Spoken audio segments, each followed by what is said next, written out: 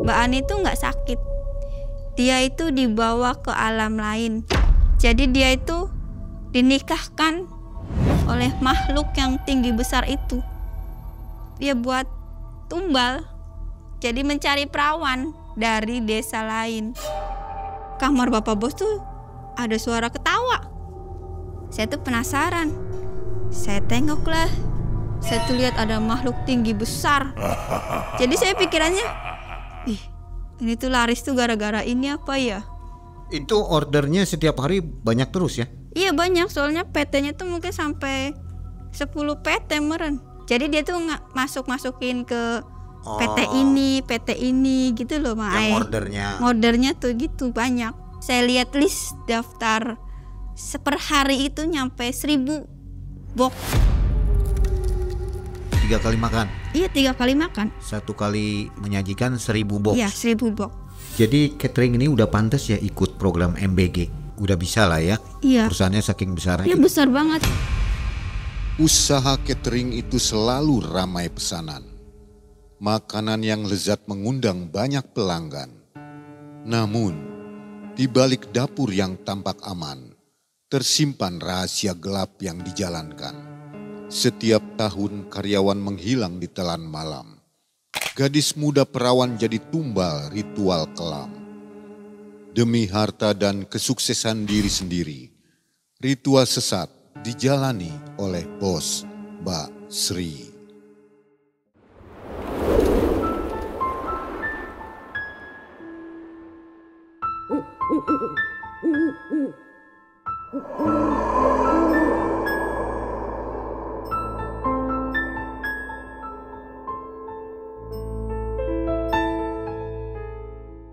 Assalamualaikum warahmatullahi wabarakatuh. Waalaikumsalam warahmatullahi wabarakatuh. Halo Sobat Malam Mencekam, mudah-mudahan hari ini Sobat sehat selalu dan sudah siap untuk menonton tayangan dari Malam Mencekam.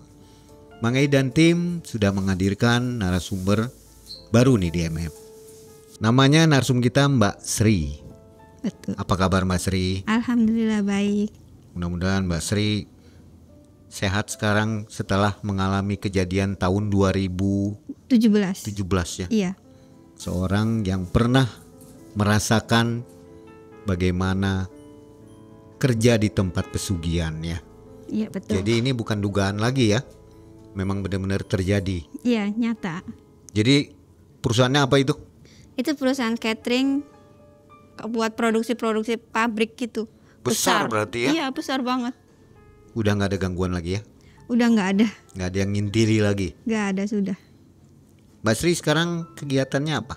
Saya sekarang ya sudah ibu rumah tangga saja. Ibu rumah tangga ya. Oh sudah punya putra ya? Sudah 2. Sudah 2. Dan Mbak Sri ini harus menggunakan masker karena tentu saja alasannya privacy ya. Iya. Ada yang harus ditutupi, Betul tidak boleh sekali. diketahui. Oke Sobat, jangan kemana-mana, saatnya kita nonton bersama pengalaman dari Mbak Sri tahun 2017. Malam Mencekam. Semakin malam semakin mencekam. Ini dia Mbak Sri.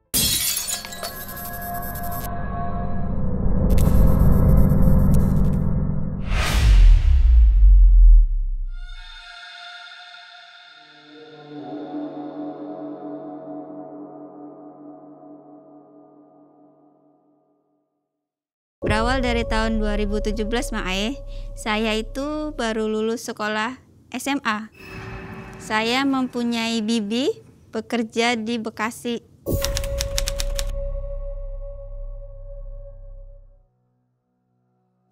Di catering situ. Suatu hari bibi menelepon saya. Sri, mau nggak kamu kerja sama bibi di sini? Saya jawab, mau dah tuh Bi, saya nganggur. Lumayan buat jajan-jajan saya daripada saya di sini nggak ngapa-ngapain. Terus oke, setelah itu bibi sudah matikan telepon. Beberapa hari kemudian bibi nelpon lagi. Sri, bibi udah transfer ya buat kamu kerja di sini, buat perjalanan menuju ke Bekasi. Oh beda kota ya? Beda kota. Saya di Jawa Tengah, bibi di Bekasi. Setelah itu saya kaget kan, Saya kira nanti. Ternyata Bibi minta cepet-cepet. Loh Bibi cepet sekali. Soalnya di sini butuh banget. Kamu harus cepet-cepet kerja di sini daripada ngambil dari orang lain. Mending Bibi ngambil kamu aja saudara sendiri. Lebih enak. Yaudah Bi, paling nanti hari Minggu saya bisa berangkatnya. Soalnya kalau hari Minggu kan keluarga pada kumpul. Jadi saya bisa izin sama keluarga besar. Setelah itu Bibi, oke, jangan lama-lama ya. Bibi tunggu hari Minggu juga kamu udah ada di Bekasi. Oke Bi. Setelah itu malam minggunya saya beberes perlengkapan buat nanti besok berangkat ke Bekasi sama ibu. Paginya saya izin ke orang tua, izin ke pade, bude, ponakan, semuanya yang ada di rumah itu. Saya berangkatlah naik travel. Mungkin sekitar 7-8 jam saya sampai ke Bekasi. Saya kan naik travel tuh, jadi otomatis kan langsung sampai di depan rumah itu. Rumahnya tuh saya sampai tuh besar. Saya kira itu rumah produksi. Ternyata itu tuh rumah mes. Mes aja besar banget. Saya kira, kayaknya saya kerja di sini deh begitu saya sampai. Karyawannya banyak banget ya? Ya, sebelum itu saya belum tahu. Kan masih di rumah mes. Belum tahu kalau itu rumah mes tuh. Nah, setelah itu saya ketok tuh pintunya. Assalamualaikum Bi, Assalamualaikum Bi. Terus Bibi datang. Waalaikumsalam. Terus Bibi bawain tas saya. Di rumah itu tuh ada satu lagi karyawan, namanya Mbak Ani. Mbak Ani itu satu desa tapi beda blok sama saya. Setelah itu Bibi minta izin keluar mau cari makan buat kita makan malam. Saya kan sampai tuh jam 7 malam sampai sana. Terus Bibi keluar cari makan. Saya ngobrol-ngobrol tuh sama Mbak Ani. Saya Sri Mbak, iya saya Mbak Ani. Setelah itu saya nanya-nanya, Mbak Ani udah berapa lama kerja di sini? Mbak Ani jawab, saya mungkin udah hampir mau 2 tahun kerja di sini. Ya begitulah berbincang-bincang, dia seneng kerja di sini, enak, bosnya baik, segala macem. Setelah itu Bibi datang bawa makanan, kita makan bersama tuh di situ. Setelah itu saya mendengar suara mobil masuk. Mobil masuk. Tok tok tok tok. Assalamualaikum. Bibi udah bilang, ini pasti Bapak Bos sama Bu Bos datang. Kalau Bibi jabatannya apa di perusahaan itu? Bibi masih karyawan, cuman dia udah bagian yang senior tuh, udah yang susah-susah kayak ngeracik bumbu kayak gitu-gitu. Di Bibi udah lama kerja di situ. Setelah itu Bibi buka pintu. Oh Bapak Bos, Bu Bos mangga masuk, anaknya lagi makan. Di situ saya datang nyamperin. Pak, Bu, salim tuh saya gitu. Saya Sri, ponakannya Bibi, saya bilang gitu. Oh iya Sri, ayo mangga, makan lagi, lanjut gitu. Sampai di situ kita berbincang-bincang. Setelah itu Ibu Bos bilang, kamu kerja di sini langgeng-langgeng, kerja yang benar sama kayak Mbak Ani nih. Dia sampai hampir mau 2 tahun dia kerja di sini, lancar, betah. Syukur-syukur kamu juga kerja di sini benar. Setelah itu Bapak Bos sama Bu Bos pamit pulang. Bener Mae, itu Bapak Bos tuh baik banget. Mukanya tuh sejuk dilihatnya tuh. Saya tuh yakin, wah saya punya Bapak Bos, Bu Bos tuh baik banget ya. Saya bakalan betah kayaknya. Saya kan baru kerja soalnya, jadi pikirannya udah senang aja karena udah belum apa-apa saya udah disambut kayak gini gitu kan, senang.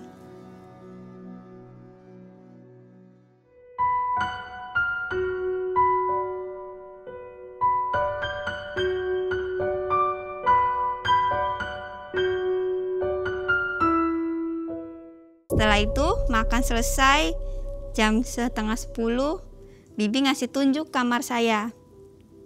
Kamar itu ada 5 di situ tuh. Kamar Bibi paling depan, kamar saya di tengah, kamar Mbak Ani paling belakang. Yang 2 itu di tengah kosong semua. Terus saya masuk, kata Bibi bilang, tidur jangan lewat pukul 11. Soalnya 6:30 kita dijemput mau buat kerja. Jadi usahakan jangan tidur malam-malam, kerja tuh capek. Bibi bilang gitu. Sudah, saya bersih-bersih segala macam, saya tidur di kamar. Selama 1 malam itu saya langsung tidur. Tahu-tahu udah pagi dibangunin Bibi. Bangun Sri, udah pukul 4:30. Ayo bangun gantian sholat mandi gitu. Bibi buat sarapan, lalu kita berangkat nunggu mobil jemputan.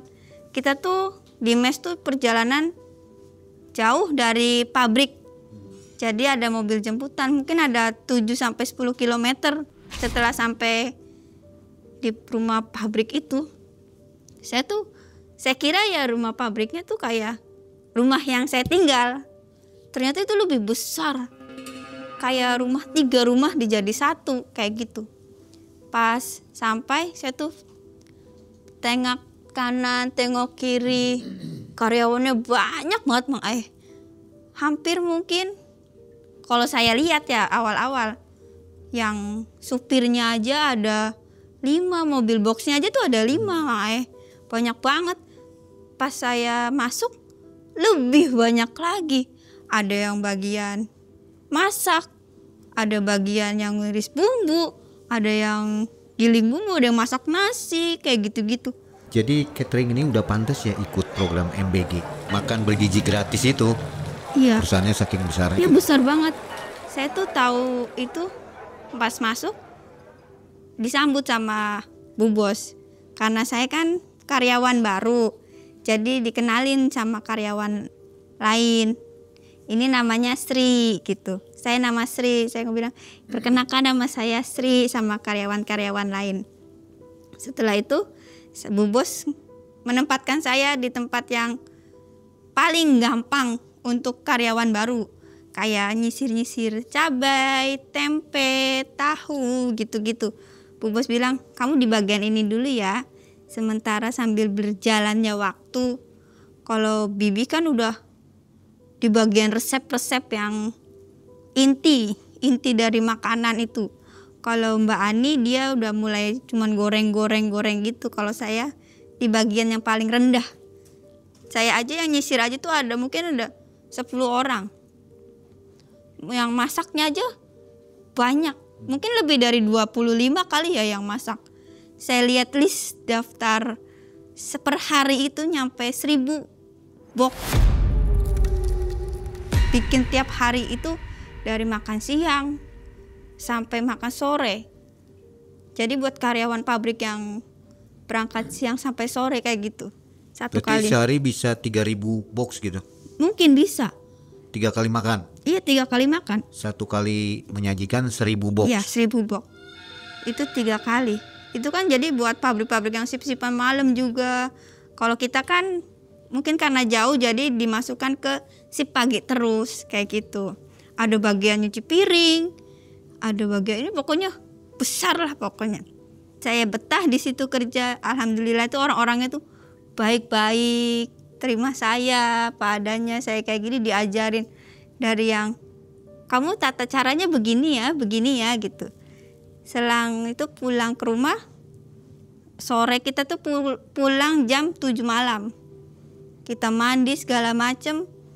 Tiap malam Bibi selalu bilang, sebisa mungkin kalau pulang kita makan bersama. Kan kalau pulang dari catering kita bawa makanan tuh.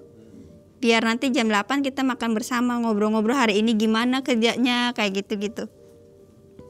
Setelah itu kita tidur.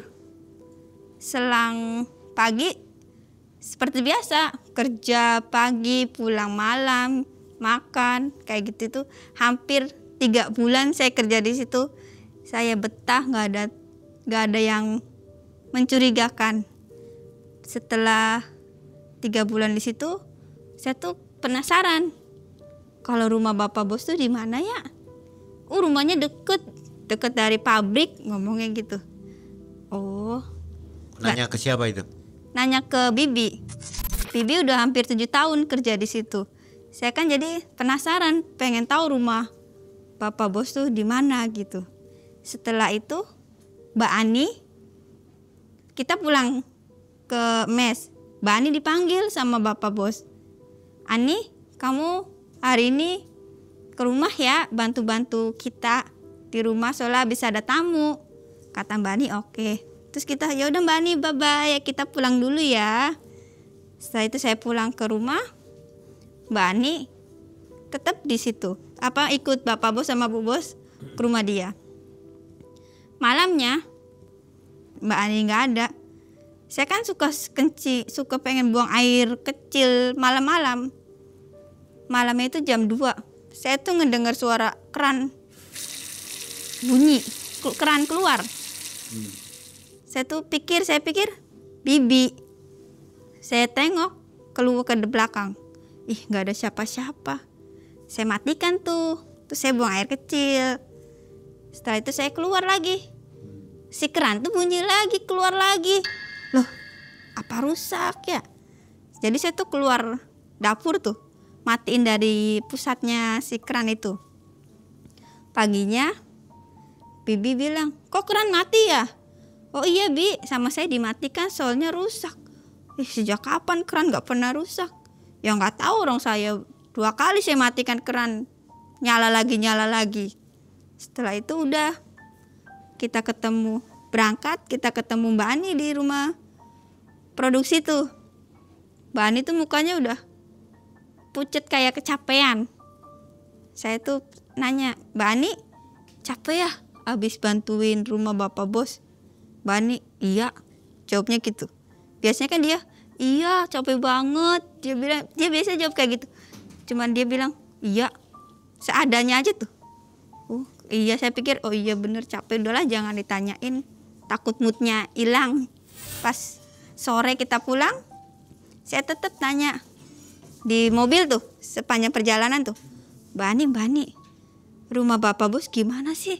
Saya penasaran. Dia jawab, ya sama kayak mes kita. Udah gitu aja. Gede nggak? Ya sama kayak kita gitu. Semakin saya tuh penasaran, saya tuh orangnya penasaran, kepo. Turun dari mobil, Mbak Ani tuh langsung masuk ke kamar. Biasanya kan kita tuh mandi, terus makan bersama. Mbak Ani tuh enggak. Hari itu tuh Mbak Ani tuh setelah menginap di rumah Bapak Bos Bu Bos tuh enggak makan bersama. Mbak Ani ayo makan, udah disiapin sama Bibi. Enggak lah, kalian aja dulu, saya capek. Terus Bibi bilang, udah jangan diganggu, barangkali capek. Ya sudah. Setelah itu malamnya saya ke kamar mandi.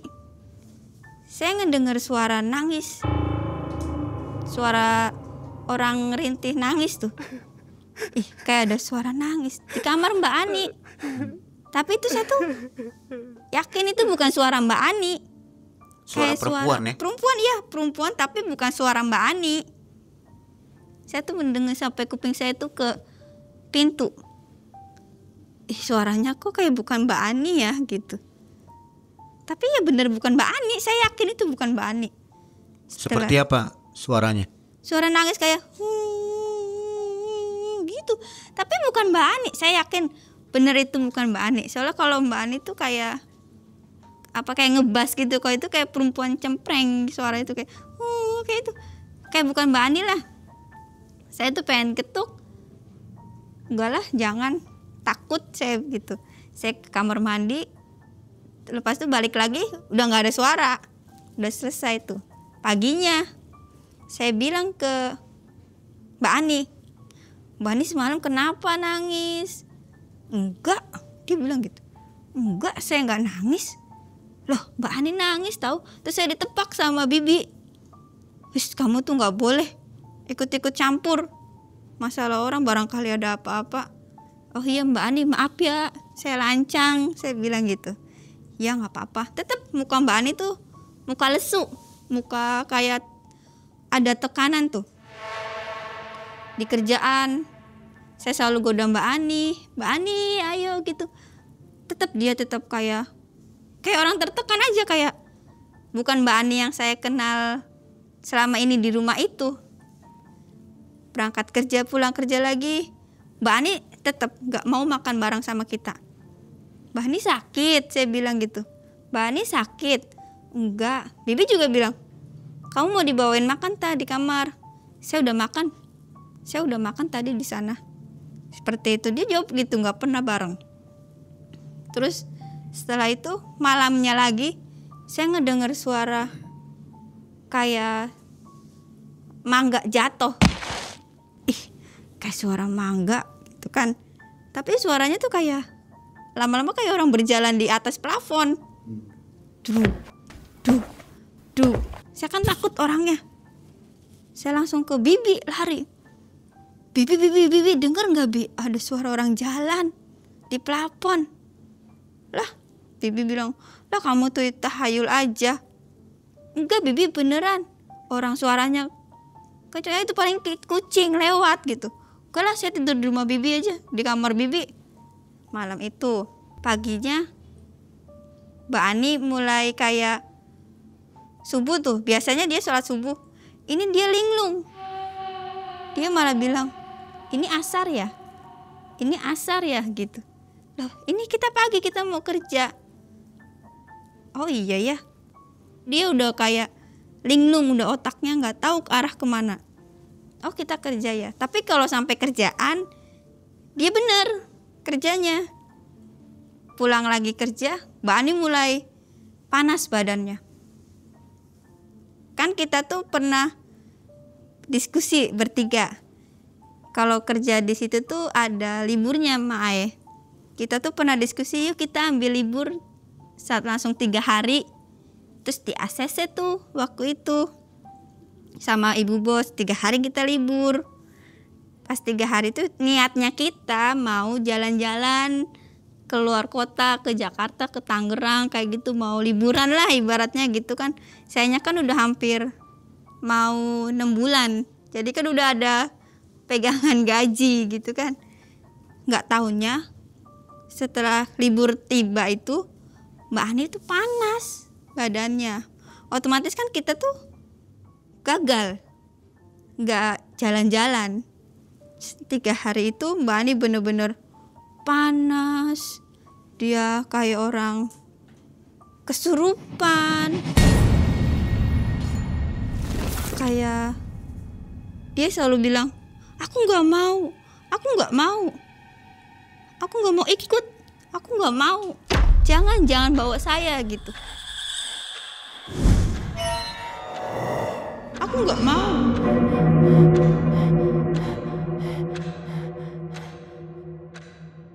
Saya pikir karena badannya panas tinggi kan, jadi ngigau dia tuh. Selama 3 hari itu kita pakai obat-obat warung segala macem. Ya biasa, adem kayak gitu, baru dia mau makan, ngobrol. Selama Mbak Ani sakit, kita nonton TV, saya tuh ngerasa kayak ada makhluk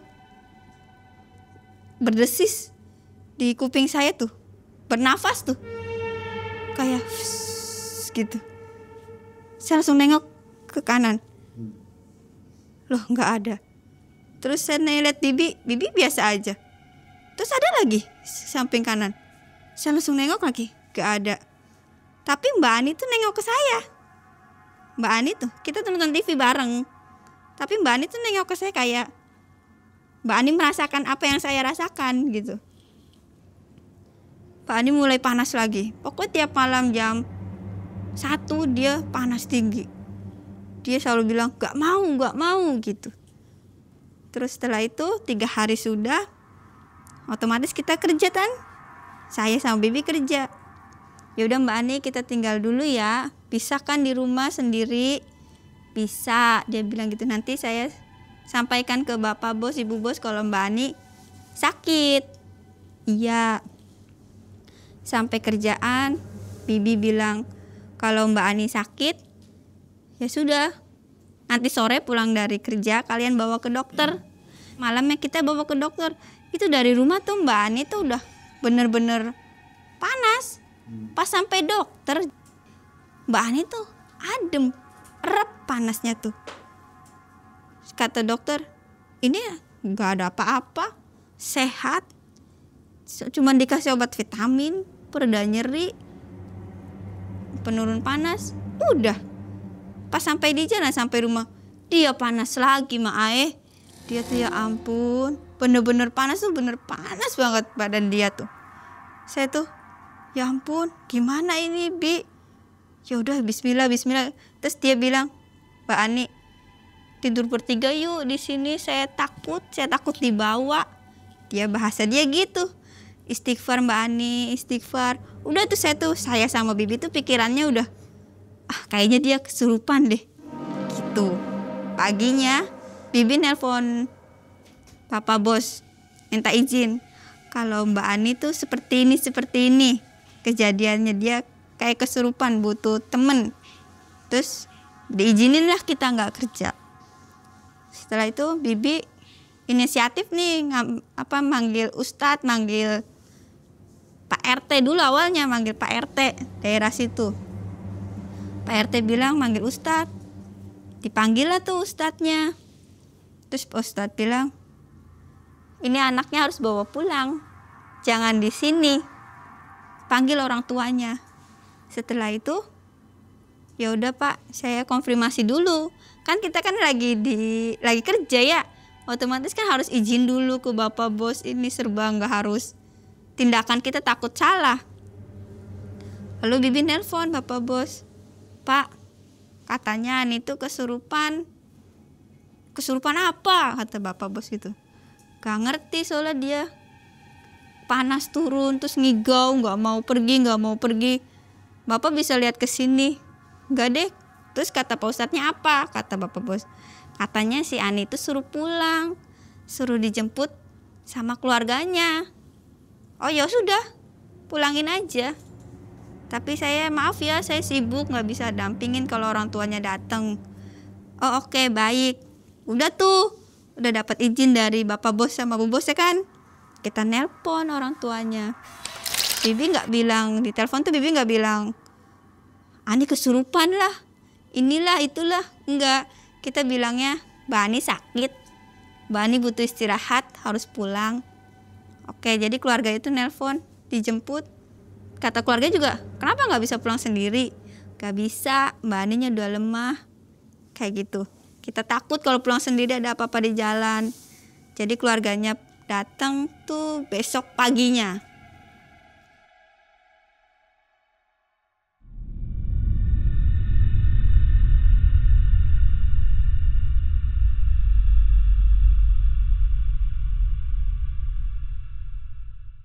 Setelah besok pagi, mereka lihat kondisi Mbak Ani yang kayak berantakan gitu mukanya, lesu, kayak tertekan, kayak orang ketakutan tuh. Setelah melihat mereka, dia malah makin, ayo pak, kita pulang, bawa aku pulang, aku nggak mau di sini. Dia bilang gitu. Bapaknya nanya, ini kenapa anak saya, kenapa begini? Bibi jelasin, gak tahu. Semenjak sakit dia seperti ini. Memang iya kan, kita taunya dia itu sakit, panas, kecapean, terus tiba-tiba begini. Gak tahu, padahal kita mau main juga gak jadi, kita mau liburan juga gak jadi. Jadi orang tuanya pulang, bawa Mbak Ani itu habis duhur langsung pulang. Nah Mak Ae, sebelumnya Mbak Ani dijemput, itu malamnya tuh dia tuh bilang, kamarnya kumuh ya, kamar saya minta kamar saya dicat warna putih, bisa nggak ya? Kalau bisa kasurnya juga warna putih, biar kelihatan kayak kamar pengantin, kan serba putih tuh bagus. Saya sama Bibi, apa sih kamu ngomong apa? Ngelantur ya? Ngelantur ya, karena badan dia kan panas. Kan biasanya kalau orang panas kan ngigau kesana kemari gitu.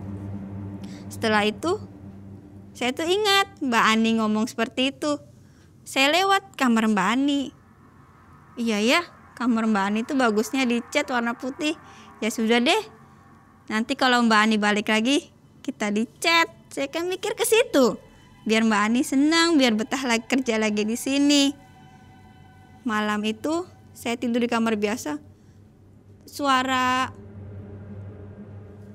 plafon lagi tuh bunyi lagi. Duk duk duk duk. Makin kenceng. Saya kan takut orangnya. Duk duk duk lagi, suara lagi. Terus saya kamar Bibi. Bibi bangun Bi. Dengar gak suara itu? Suara apa? Suara plafon Bi, gede banget. Saya tuh takut, Bi. Lah, kamu itu tidur yang bener. Itu aja mikir yang enggak. Dasar kamu tuh suka nonton horor. Makanya papa tuh jangan nonton film horor. Bibi marah-marah kan malam-malam tuh. Udah tidur. Ya, Bi. Malam itu saya bener-bener gak bisa tidur, Mang Ae. Serba horor pikiran saya. Sampai bantal guling aja saya kira itu makhluk. Soalnya saya ngerasa guling tuh bernafas tuh. Saya kan kalau pakai tank top ya, kalau tidur di Bekasi kan panas. Pakai tank top kayak bantal guling tuh bernafas. Saya sampai nengok lagi bantal guling. Saya mikir, apa ini pocong gitu ya. Tapi hangat tuh. Sampai saya guling dibuang sama saya. Saya meluk Bibi. Apa sih? Bi, ada pocong Bi diguling. Saya bilang gitu. Terus Bibi udahlah. Bibinya kan ngantuk ya, jadi gak ngeladenin saya. Yang ngomong yang ngelantur. Paginya kerja biasa, seperti biasa. Malamnya makan malam Bibi. Saya tuh ngelihat, kan kalau habis dari catering diangetin tuh sama Bibi buat makan malam kita. Diangetin Bibi tuh di dapur. Saya ngelihat bayangan hitam serebet gitu. Bibi di mana? Bibi di dapur. Bibi tadi lewat kan? Enggak. Bibi takut. Saya bilang gitu. Saya nyamperin Bibi, saya bantuin Bibi. Bibi bilang, dasarnya sih emang ya kamu tuh suruh bantuin Bibi. Kau boleh duduk aja. Ngangetin, bantuin biar makan, biar cepet makan gitu. Iya. Setelah itu paginya kerja, sorenya malamnya Papa Bos sama Bu Bos nyuruh saya nginep di rumah mereka. Saya seneng dong. Saya kan kepo ya. Dari zaman awal masuk, mana ya rumahnya kayak gimana ya. Ada acara apa? Ya kayak Mbak Ani gitu. Ada bekas acara kumpulan teman-teman Bapak Bos sama Bu Bos. Jadi butuh bantuan buat beres-beres rumah. Saya bilang Bibi, tadi ibu nyuruh saya nginep di rumah mereka. Kamu mau? Ya mau lah. Saya kan pengen tahu rumahnya kayak gimana sih gitu. Ya udah, hati-hati, jangan gegelatak. Ingat jangan kepo. Iya. Setelah itu saya naik mobil Alphard saya tuh Bang Ae. Pertama kalinya saya naik mobil gede tuh. Saya masuk situ. Ya rumahnya nggak terlalu jauh dari rumah produksi. Pas sampai rumah, saya tuh ya Allah, ini tuh bener-bener rumah kayak gedung, lampu yang kayak India gitu tuh Mak Ae. Di ruang tamu tuh ada di situ. Saya tuh ya ampun, kapan lagi saya nginjak rumah di sini. Setelah itu memang di ruang tamu tuh banyak makanan-makanan gitu. Ya makanan-makanan ringan, terus kayak makanan prasmanan gitu. Banyak di meja-mejanya. Sok, kamu mulai beres-beres apa mau mandi dulu? Kata ibu. Saya bilang, saya langsung beres-beres aja lah Bu. Nanti kamar kamu di belakang ya, depannya kamar bapak. Saya kamarnya di depan. Saya pikir, ini nih suami istri kok misah tidurnya. Mungkin karena sibuk dua-duanya jadi kamarnya misah gitu. Setelah itu saya bersih-bersih apa segala macam sampai jam 12 lebih. Ya Bapak Bos sama Bu Bos udah di dalam. Udah di kamar masing-masing. Saya masuk ke kamar. Setelah itu saya bangun. Saya kan biasa subuh bangun jam 4 mungkin. Saya dengar suara kamar mandi ada orangnya. Saya keluarlah, saya haus. Saya mikir gitu, saya haus, saya mau minum. Gak taunya kamar saya sama kamar Bapak Bos tuh depan-depanan. Jelas. Terus saya keluar ke dapur. Kamar Bapak Bos tuh ada suara ketawa. Oh gitu. orang aja ketawa kayak monster. Saya gitu kan.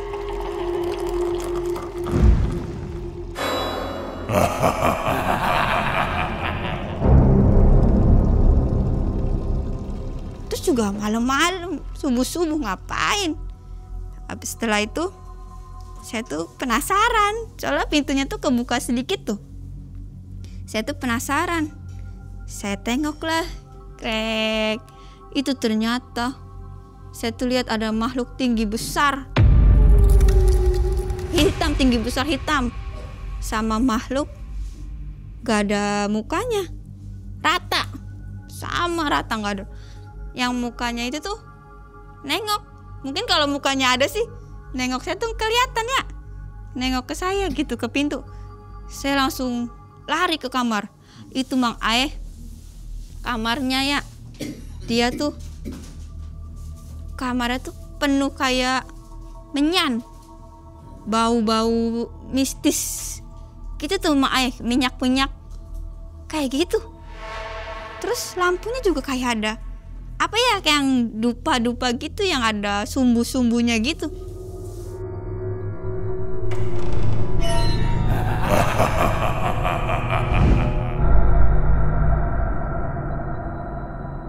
Saya kan jadi merinding ya. Astagfirullahaladzim, astagfirullahaladzim. Saya tuh bilang di dalam hati tuh, ya Allah, ya Allah, ya Allah, semoga saya salah lihat. Semoga saya salah lihat. Dari situ saya tuh udah mulai, aduh, saya nggak bener ini. Saya nggak bener ini, saya takut. Setelah itu Bapak Bos, saya ngedengar Bapak Bos masuk ke kamar. Pintu ketutup. Setelah kejadian itu, saya mulai ngurung diri. Takut. Mau cerita ke bibi takut. Cerita ke orang lain takut. Takut saya salah ngomong. Takut saya salah lihat gitu. Saya kan udah mulai ke bibi tuh udah mulai rada nggak terbuka. Jadi saya pikirannya, ini tuh laris tuh gara-gara ini apa ya? Ini tuh sukses tuh gara-gara ini apa ya? Dugaan-dugaan saya yang kemana-mana gitu. Malamnya saya pulang ke rumah, bibi cerita, gimana semalam tidur di rumah Bapak Bos? Capek, banyak banget piringnya. Memang iya banyak ya kan? Memang iya kan habis nerima tamu jadi banyak. Capek Bi, makanya tadi kerja tuh saya tuh kayak pegel badannya. Untungnya kan besok tuh saya dapat libur, jadi bisa istirahat. Terus malamnya saya tuh ngerasa dihantuin. Malam tuh saya buka pintu malam jam 3, saya haus, mau minum. Saya ngerasa sosok yang tanpa muka itu. Dia tuh kayak bisik di kuping saya tuh. Itu dia bilang, kamu mau apa? Dia bilang gitu. Saya kan nengok jadi memang iya itu makhluk itu, karena saya kan jelas nyata di kamar Bapak Bos tuh saya jelas nyata ngelihat itu makhluk. Jadi pas dia nengokin, kamu mau apa gitu. Saya kan ingat rambutnya, pakaiannya. Saya buka pintu kulkas tuh, aduh, gemeter kayak gitu. Terus pas saya sadar gak ada, saya langsung ke bibi, nangis di bibi. Kamu kenapa? Saya takut Bi. Takut apa? Saya mimpi buruk, saya bilang gitu. Saya mimpi buruk. Yaudah tidur. Bismillah, baca doa. Iya Bi, maaf Bi gitu. Paginya saya kerja seperti biasa. Pikiran saya nggak karuan. Udah takut sih. Udah menduga kalau ini tuh kerja saya tuh nggak bener gitu. Tapi saya nggak tahu harus apa gitu. Tiap malam habis makan saya nonton TV. Makhluk tinggi besar tuh kayak lewat lagi ke saya tuh. Ya Allah, ini ya makhluk yang saya lihat. Saya lihat terus-terusan gitu di rumah Bapak Bos. Terus pokoknya tiap hari saya tidur di kamar bibi. Saya tidur di kamar bibi ya Bi. Iya. Terus malam keempat, kelima setelah habis menginap itu, saya ngedengar pagar rumah kayak dibuka tutup gitu tuh. Pas saya, kan kamar bibi tuh di depan, di bagian depan. Saya buka jendelanya, itu Mang Ae, saya tuh lihat dua makhluk itu nggak ada badan, nggak ada kakinya. Dia nengok ke saya langsung ngejerit. Bibi langsung bangun. Bibi bilang, ya Allah, kamu tuh kenapa? Makanya malam tuh tidur. Bibi selalu bilang gitu. Makanya tidur tuh baca doa. Bibi ini bener, Bi, nyata, Bi, saya lihat nyata. Saya bilang gitu. Udah tidur.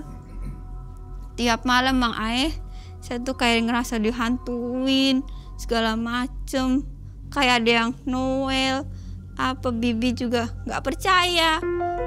Bibi selalu bilang tahayul. Rumah itu semua tuh ada makhluknya. Makanya kamu jangan macem-macem, jangan petakilan gitu. Enggak, Bibi, saya nyata, saya mau pulang. Waktu itu saya mau pulang, saya udah nggak betah, saya nggak mau. Bibi bilang sabar, godaan orang kerja gitu. Setelah itu hampir 2 minggu lah setelah Mbak Ani pulang dari mes, pergi dari mes, saya chat Mbak Ani nggak pernah dibales. Saya kan kangen ya, pengen tahu kabar Mbak Ani gimana. Malamnya saya bermimpi kalau Mbak Ani tuh nangis, dia pakai pakaian pengantin. Malamnya tuh, Mbak Ani nikah, tapi dia posisinya dia nangis. Dia kayak nggak mau dia nikah.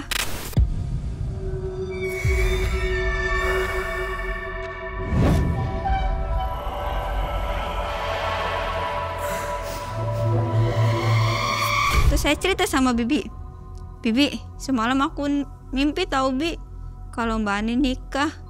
Ya barangkali jadi sana juga dia nikah, udah sehat dan nikah. Masa ya nggak ngabarin, kata saya gitu kan. Saya WA loh, Bi, tiap hari nggak pernah dibales. Udah, mungkin lagi sibuk dianya. Iya ya, Bi. Selang mimpi itu kita dapat kabar kalau Mbak Ani itu meninggal. Bibi tuh dapat kabar sebelum kita berangkat kerja. Itu jam 6 pagi. Orang tuanya nelpon Bibi. Bibi langsung, astagfirullahaladzim, innalillahi wa inna ilaihi raji'un, ya Allah. Bibi bilang, saya larilah ke Bibi. Siapa, Bi, yang meninggal? Bibi lemes tuh badannya. Siapa, Bi? Saya pikir kan keluarga saya kan. Siapa, Bi? Ani meninggal. Ya Allah, Mbak Ani saking parahnya apa ya, sakitnya sampai meninggal gitu. Setelah itu udah tenang, kita berangkat kerja. Bibi ngomong ke Bu Bos, Bu, Ani meninggal. Hayu Bu, kita belasungkawa ke rumahnya. Bu Bos bilang, ya udah nanti diatur jadwalnya, soalnya saya lagi sibuk. Setelah itu saya tuh lihat muka Bu Bos sama Bapak Bos tuh beda tuh.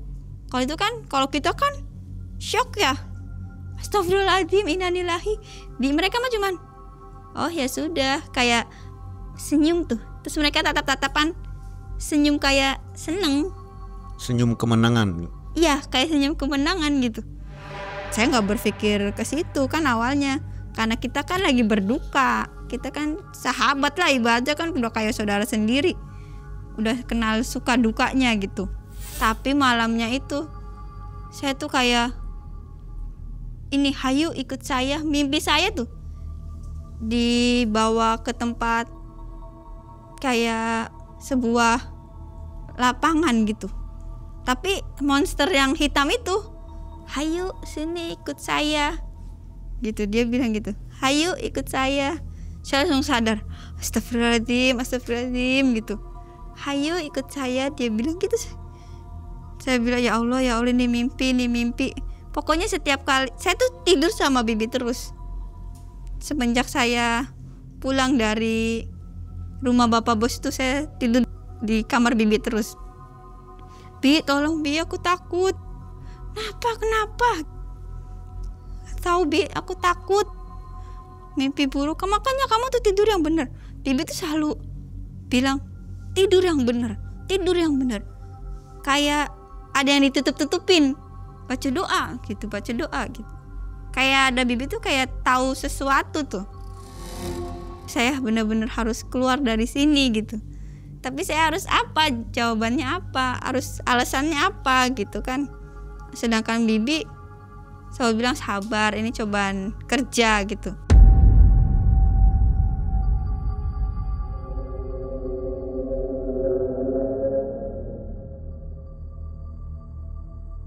Udah seminggu lebih baru Bu Bos bilang, kalian jadi mau nengok Mbak Ani.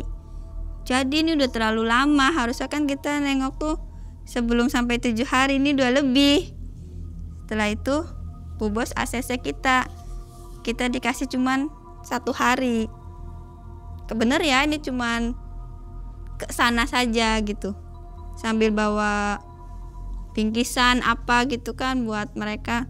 Kita tuh dipinjemin mobil sama mereka. Setelah itu kita berangkat pagi, nyampe sana asar. Sampai sana mereka bercerita, kita kan datang nih Pak, Bu, mereka kan udah ketemu kita waktu pas mereka jemput Mbak Ani. Gimana Mbak Ani, sakit apa?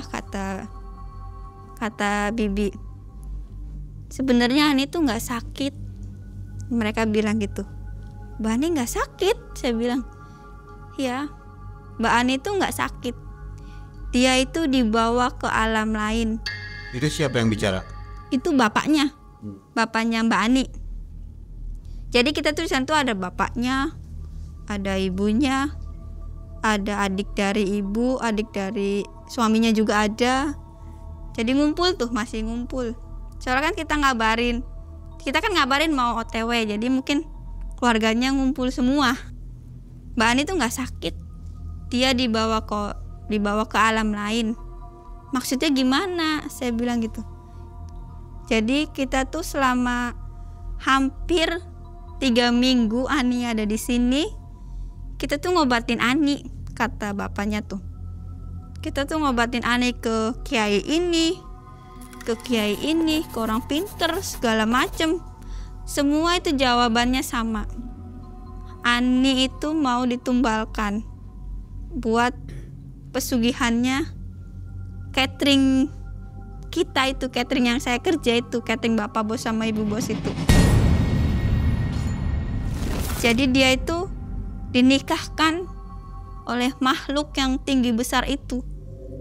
Dia buat tumbal, jadi mencari perawan dari desa lain, bukan dari warga situ, dari desa lain. Saya langsung sadar, oh iya, apa tinggi makhluk besar itu yang saya lihat di rumahnya bapak bos. Saya kan gitu. Iya, Pak Ustadz juga bilangnya makhluk tinggi besar hitam.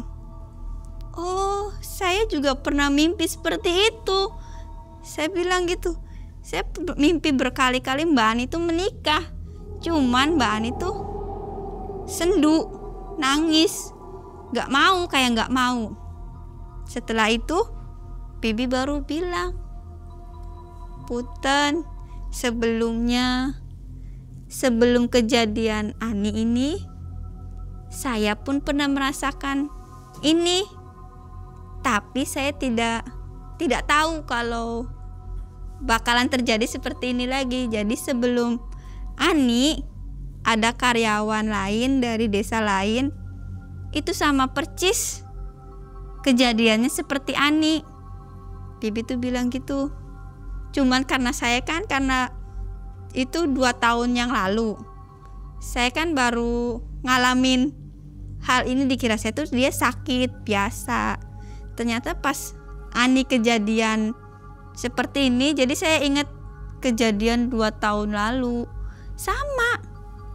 Makanya saya tuh ke Sri selalu bilang baca doa kayak gitu, karena saya tuh pernah mengalami karyawan sebelum Ani gitu loh Mak Ae. Kayak itu kata Bibi. Iya, terus begitu dijemput orang tuanya meninggal, sama panas, jerit-jerit, tapi itu 2 tahun sebelum ada Ani gitu. Berarti kira-kira tumbalnya itu setiap 2 tahun gitu? Iya, setiap 2 tahun. Sedangkan saya kan hampir pengen setahun saya di situ. Sampai bapaknya Mbak Ani bilang gini, mereka itu mencari lagi.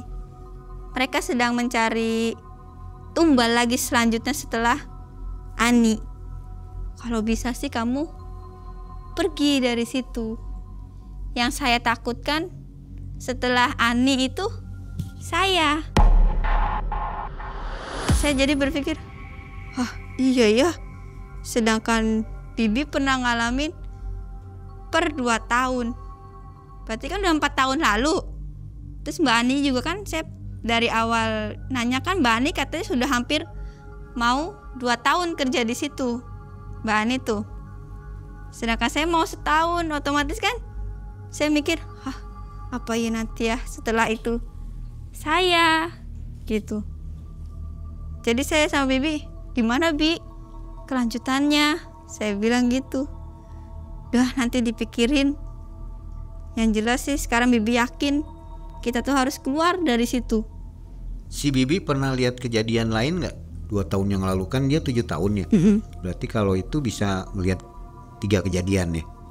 Bibi tuh awalnya kerja di situ, pindah dari rumah itu tuh baru 4 tahun. Tadinya tinggal di rumah produksi. Oh, jadi nggak tahu ya? Nggak tahu. Bibi awalnya ngekos kayak gitu-gitu, terus pindah ke rumah produksi. Terus kata bu bosnya, udah kamu daripada ngekos di sini aja bareng sama anak-anak dari desa lain gitu. Jadi kayak ngejagain mereka gitu. Setelah itu kita pulang. Saya tuh sepanjang jalan tuh kayak, aduh, saya takut jadi tumbal. Saya takut, soalnya tumbalnya itu nyari perawan dari desa lain, bukan warga sipil. Dan yang tidurnya di mes itu ya? Iya, yang tidurnya di mes itu. Kalau yang di luar sih nggak jadi target? Nggak. Dia di rumah produksi tuh aman, nggak ada tanda-tanda apa, nggak ada. Semua kejadian tuh di rumah itu. Saya kan takut ya. Gimana Bi? Udah tenang, Bibi udah mikirin. Setelah itu kita besoknya kerja, kita dipanggil ke kantor. Gimana? Udah ketemu sama orang tuanya? Udah Bu, bapaknya Ani, ibunya Ani sekeluarga besar nitip salam buat ibu bapak, makasih gitu kan. Setelah itu bu bos bilang ke saya, kamu betah-betah ya di sini, kayak Mbak Ani tuh betah. Saya tuh diomong kayak gitu semakin duk. Saya takut. Kayak ya takut, gimana takut? Jangan-jangan bener nih, saya nih yang bakal jadi tumbalnya kan gitu pikiran saya. Kalau orang tuanya Ani nggak nuntut ya? Nggak nuntut, soalnya kan nggak ada bukti. Jadi pura-pura nggak tahu aja begitu? Iya, pura-pura nggak tahu, soalnya nggak ada bukti yang mengarah ke situ. Taunya kan Ani panas, sakit gitu. Meninggal biasa normal gitu. Jadi nggak nuntut. Setelah kejadian itu, benar saya masih ngerasain sosok makhluk tinggi besar. Pokoknya selama itu Bibi tuh selalu sholat tahajud, jagain saya malam-malam, pegang tangan saya, selalu bilang kalau saya ngelilir, istighfar gitu.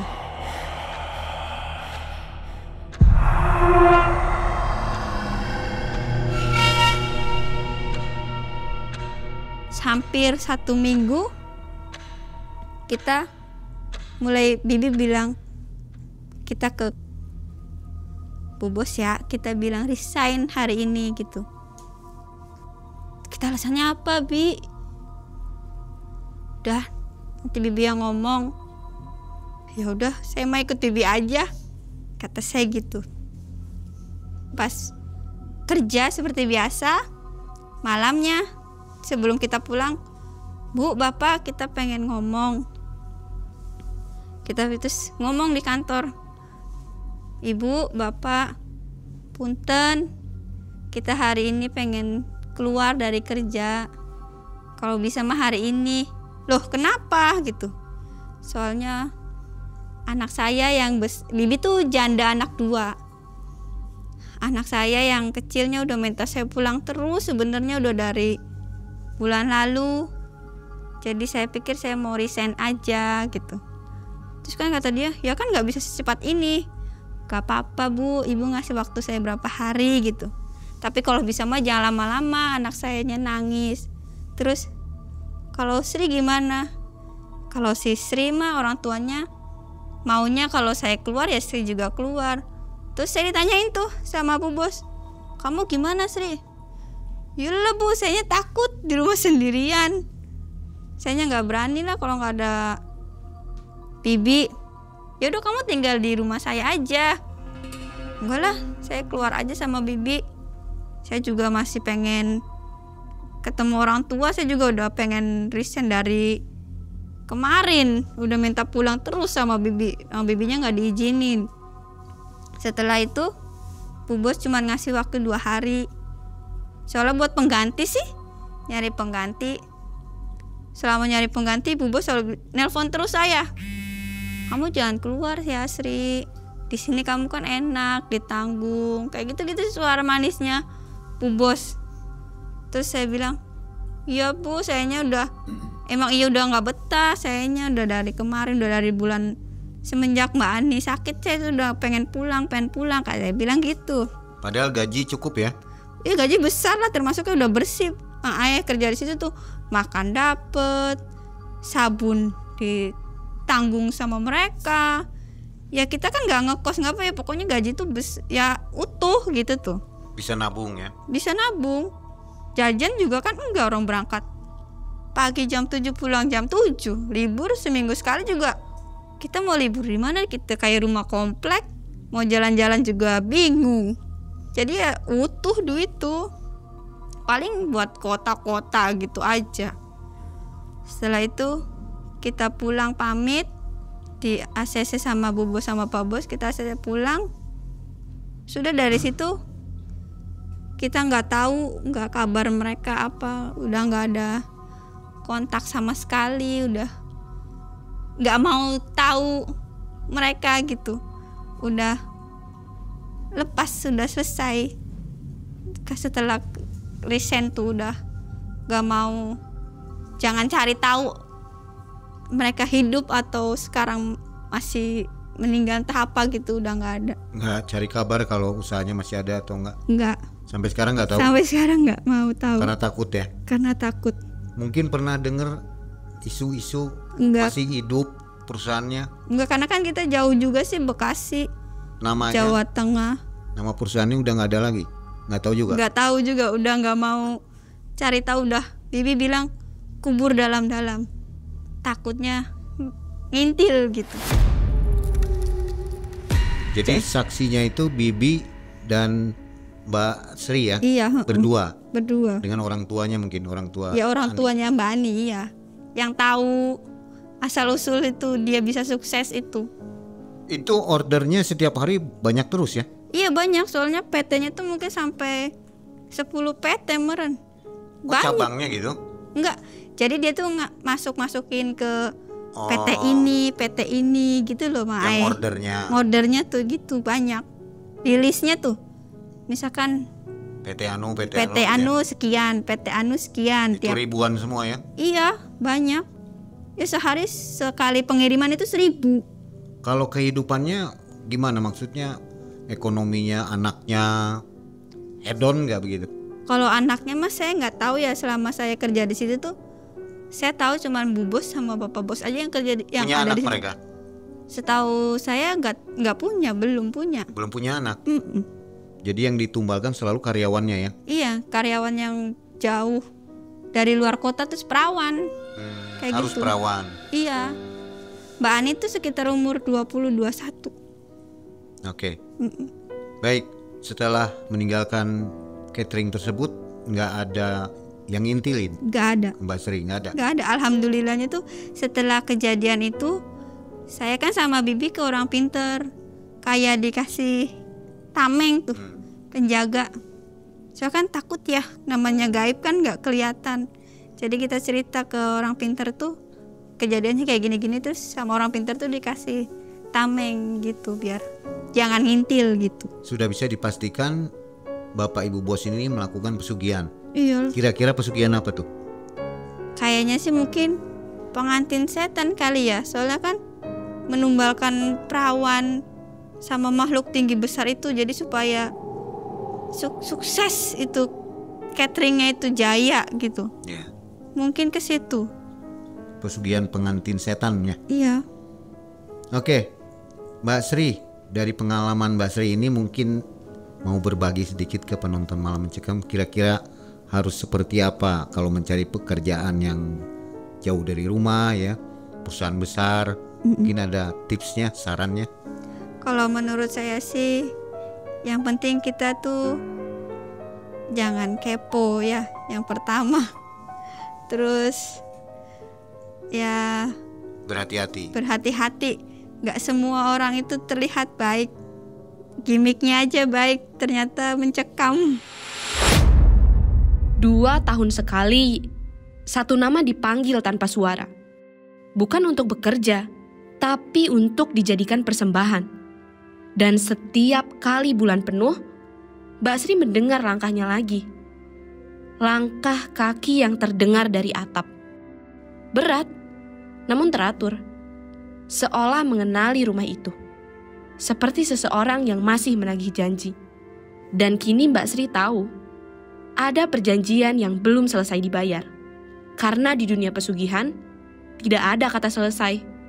Hanya giliran yang terus menunggu nama berikutnya disebut. Info untuk sobat semua yang belum mencet tombol gabung dan belum masuk ke member area, silakan jalan-jalan di situ untuk nonton kisah-kisah yang tidak ada di video reguler ya. Karena di sana ada kisah mistis yang tidak bisa ditampilkan di sini. Oke, mudah-mudahan sobat suka dengan fitur tambahan dari Malam Mencekam.